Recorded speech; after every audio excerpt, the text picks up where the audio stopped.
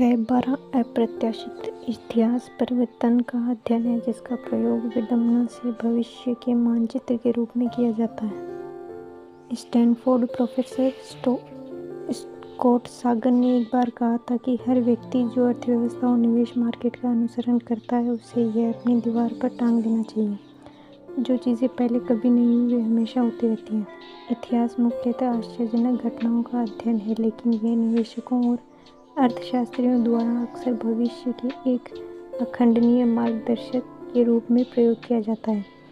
क्या आप ये विडंबना देख पा रहे हैं? क्या आप यह समस्या देख पा रहे हैं? आर्थिक और निवेश संबंधी इतिहास को सराहना होशियारी की बात है। इतिहास हमें हमारी अपेक्षाओं को जांचने में और लोग कहाँ गलती करते हैं यह सीखने में सहायता करता है। साथ ही इतिहास हमें एक प्रारूप प्रदान करता है यह समझने के लिए कि क्या सही काम करता है, लेकिन किसी भी तरह से यह भविष्य का मानचित्र नहीं है। एक जाल जिसमें बहुत से निवेशक फंस जाते हैं उसे मैं इतिहासकारों को ईश्वरदूत समझने का भ्रम कहता हूँ। भविष्य की परिस्थितियों के लिए अतीत के डेटा पर अत्यधिक निर्भरता, वह भी एक ऐसे क्षेत्र में जहाँ नवीनीकरण और परिवर्तन उन्नति के संचालक हैं।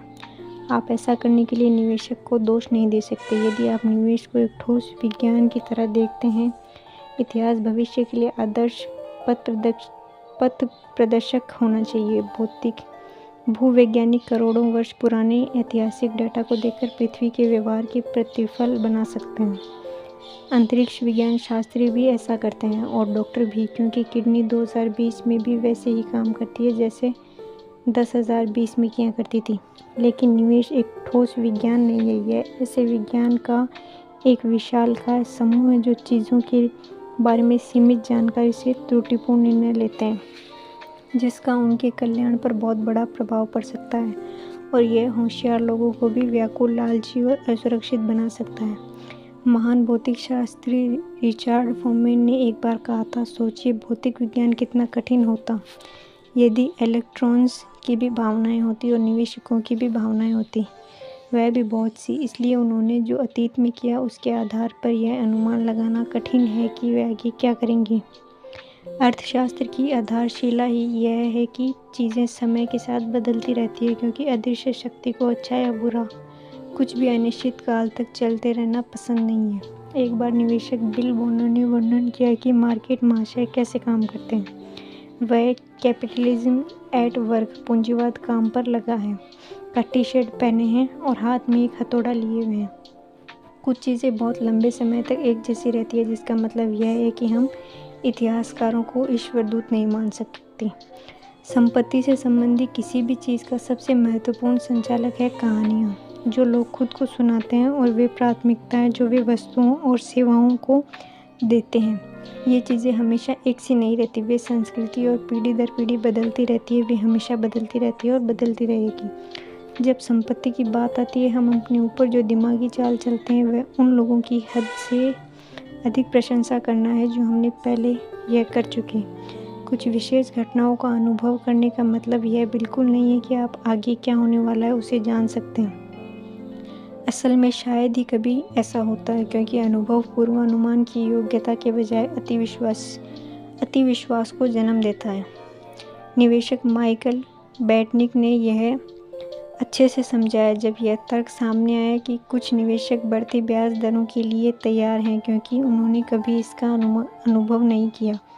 बढ़ती ब्याज दरों का पिछला बड़ा अंतराल लगभग 40 वर्ष पहले हुआ था। माइकल बैटनिक ने कहा कि इससे कोई फर्क नहीं पड़ता, क्योंकि अतीत में जो हुआ है उसका अनुभव या फिर अध्ययन भविष्य में ब्याज दर बढ़ने पर जो होगा उसका पथ प्रदर्शन नहीं हो सकता। तो क्या वर्तमान की बढ़ती दर पिछली बार की तरह दिखेगी या फिर उससे पहली बार की तरह? क्या विभिन्न संपत्ति वर्ग मिलता जुलता व्यवहार करेंगे, बिल्कुल एक जैसा, या फिर ठीक विपरीत? एक तरफ वे लोग जो 1978, 2000 और 2008 की घटनाओं के बावजूद भी इस दौरान निवेश करते आए हैं, उन्होंने काफ़ी विभिन्न मार्केटों का अनुभव किया है। दूसरी तरफ, क्या यह संभव नहीं है कि यह अनुभव अतिविश्वास को जन्म दे सकता है? यह मानने से चूकना कि आप गलत हैं या पिछले नतीजे पर अटके रहना। निवेश इतिहास की एक दिलचस्प विचित्रता यह है कि जितना ज़्यादा पीछे आप देखेंगे उतना ही अधिक आप एक ऐसे संसार को देख रहे होंगे जो आज के समय में बिल्कुल लागू नहीं होगा। कई निवेशक और अर्थशास्त्री यह सोचकर राहत महसूस करते हैं कि उनका पूर्वानुमान दशकों बल्कि सदियों के डेटा के आधार पर किए गए हैं, लेकिन चूंकि अर्थव्यवस्थाएं बदलती रहती है, हाल ही का इतिहास अक्सर भविष्य का सर्वश्रेष्ठ पथ प्रदर्शक होता है, क्योंकि इसमें ऐसी महत्वपूर्ण परिस्थितियों को शामिल करने की अधिक संभावना होती है जो भविष्य के अनुरूप हो।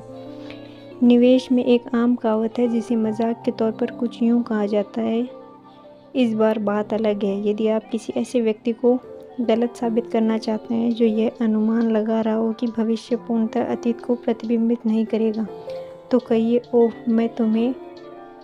तुम्हें लगता है कि इस बार बात अलग है, और माइक गिरा दीजिए। निवेशक जॉन टेम्पलन के विचारानुसार निवेश में सबसे खतरनाक 5 शब्द हैं, इस बार बात अलग है। हालांकि टेम्पल्टन ने माना कि कम से कम 20% बार बात अलग होती है। दुनिया बदलती रहती है, सचमुच बदलती है, और ये बदलाव ही है जो समय के साथ महत्वपूर्ण होते चलते हैं।